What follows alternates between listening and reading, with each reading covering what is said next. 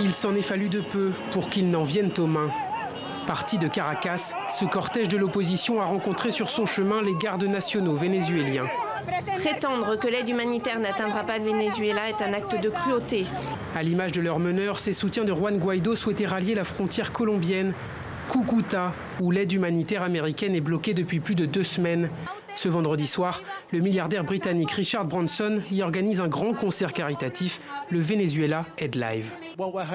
Ce que nous espérons, c'est que les autorités vénézuéliennes verront ce merveilleux concert pacifique, que les soldats feront ce qui est juste et laisseront passer l'aide médicale apportée par de nombreux pays sud-américains au-delà des ponts, des rivières, la nourriture, aux gens qui en ont désespérément besoin.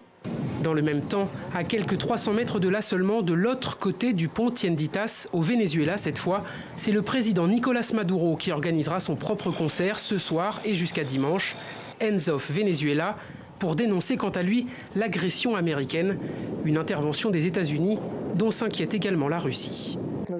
Cela peut provoquer des affrontements entre les partisans et les opposants au régime actuel et constituer un prétexte commode pour mener une action militaire visant à renverser le président actuel et légitime du pays.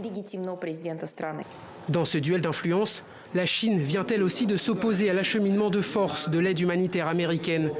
De quoi renforcer la position de Nicolás Maduro, le président vénézuélien qui a par ailleurs décidé ce jeudi de fermer la frontière avec le Brésil, où une autre aide humanitaire est arrivée.